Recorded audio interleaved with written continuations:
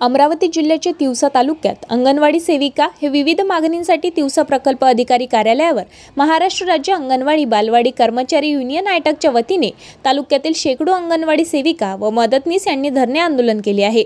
यावेळी सरकार विरोधात तीव्र नारेबाजी करत निषेध करण्यात आला।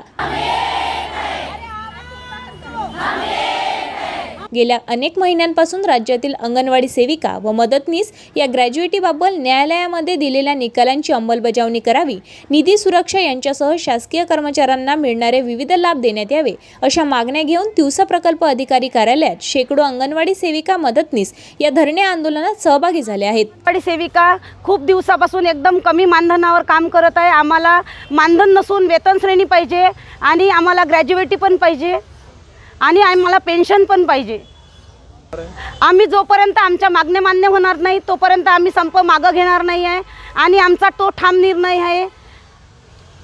शासनाने आमच्यासोबत संपर्क म्हणजे आमच्या मागण्या मान्य करू एवढं फक्त आश्वासन दिलेलं आहे, पण जोपर्यंत आम्हाला शासन GR देत नाही आणि लागू करत नाही तोपर्यंत आम्ही आमचा संप मागे घेणार नाही। आमचा उद्या 15 तारखेला नागपूरला विधान भवनावर मोर्चा आहे आणि त्यामध्ये पण आम्ही आमच्यासाठी आंदोलन देणार आहे।